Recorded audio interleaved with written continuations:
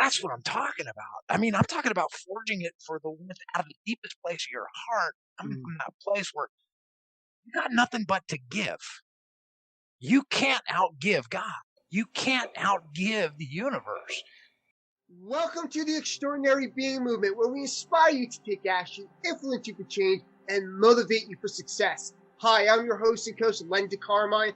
Let's just get right into it. Our special guest tonight, we like to call him the holistic entrepreneur. He's a businessman. He's a thought thinker.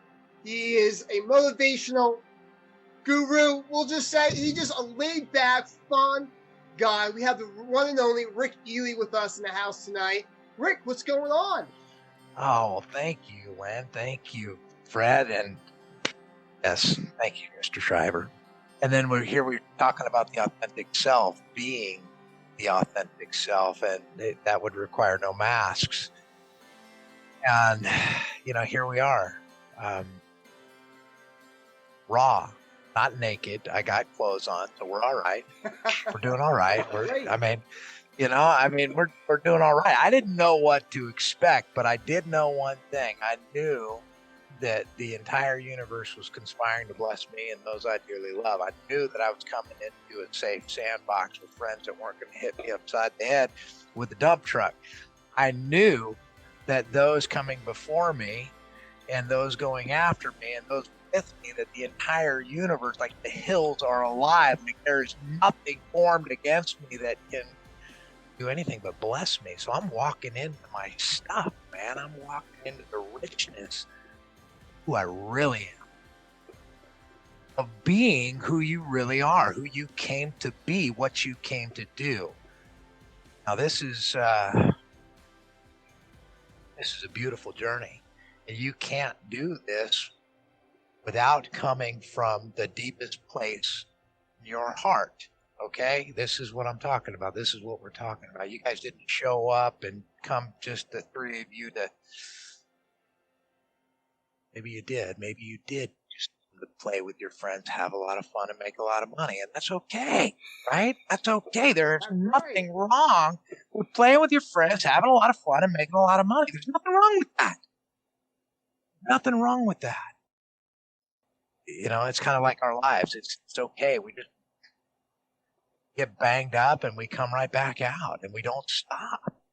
We don't stop. And when the people in our lives, the ones that we love the most, that just, they want to pull away because it's getting tight, you just wrap them up a little tighter and you say, look, I got you. Yeah. Look, I got you. I ain't going anywhere. I signed up for this. This is what we're here for. And, so that's a story about adoption. That's the ohana.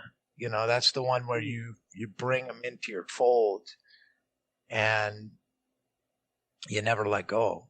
You love unconditionally with everything you have. And so, I'm a father. I'm a husband.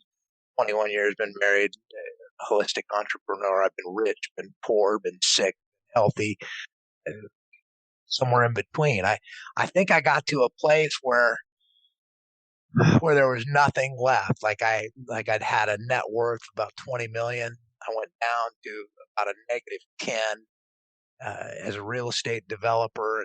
And then it took me about 7 years to get back to about break even, only to the point where I, filed bankruptcy and started all over. Sure. And, along the way you say, well, I'm going to kill myself with alcohol and come out the other side. And I got my kids, I got my family, I've got everything. Check for earnest money. I'm buying 100 acres. And every step you take, every time you go out and you do something and you carve it out and you say, you dare to dream, you dare to carve it out, you dare to make your mark on the world and create something that's better than you, that is more than you, that is not for you, but for everyone that you are cultivating to experience life with. That's what I'm talking about. I'm talking about forging it for the out of the deepest place of your heart. I'm from that place where you got nothing but to give. You can't outgive God. You can't outgive the universe. And once you get that, and you come from that place, you come forth from that place, there is no fear.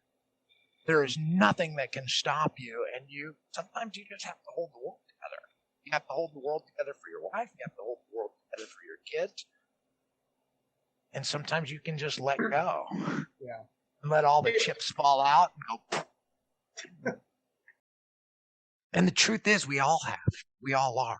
It's not outside of us. It's not somewhere to go get, or you got to go find your quest and go be that. It's all inside you. It never was not you. It's like, you can't not be you. You can't not be your authentic self. Now, you may not know what's driving you. You may not know all of the triggers and all the drivers and why you do what you do, but you can't not be you. And yet, that you that is not in the driver's seat, the one that just flows through you, that's the part that's the mystery. See, that's the mystery. Because I want to say what you felt and what you saw was that, right? Because that's the yielding to something that is greater than yourself. Because it couldn't just come from me. It has to come from like this body, right? This is a vehicle. I'm parking my soul in this for a little bit, and I'm taking a ride. And it's one hell of a ride, man. It's one hell of a ride. What am I going to say? I mean, man, I laid down everything. I mean, my wife was gone.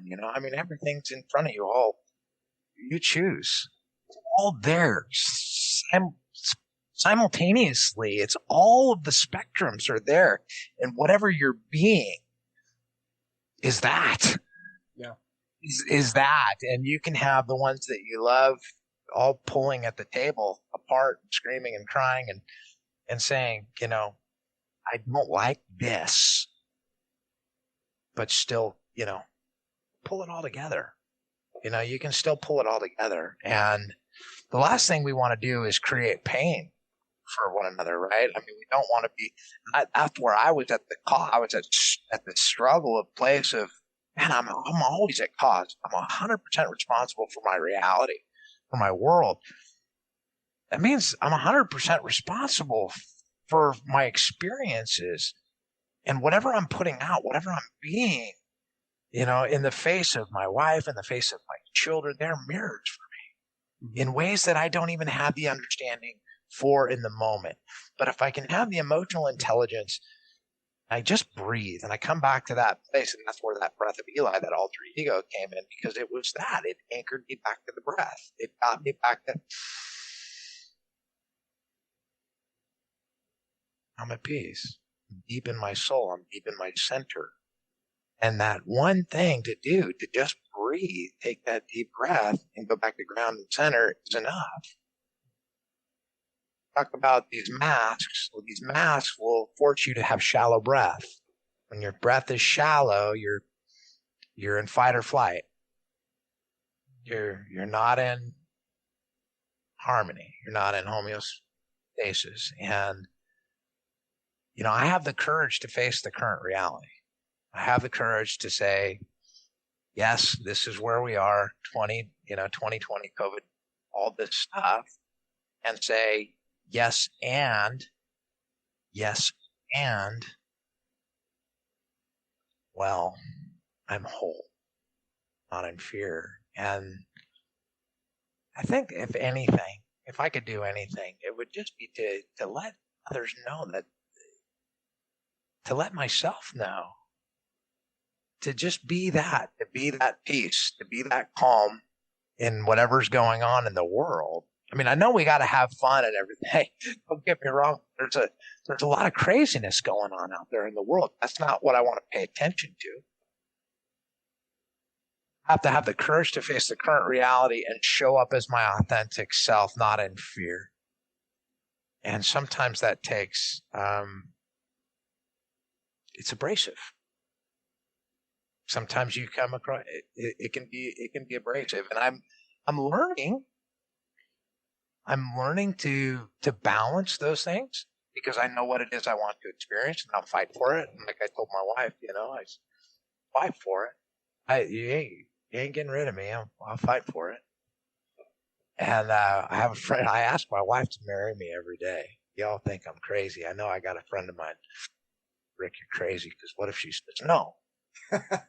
Sure. And I said, well, then I'd know.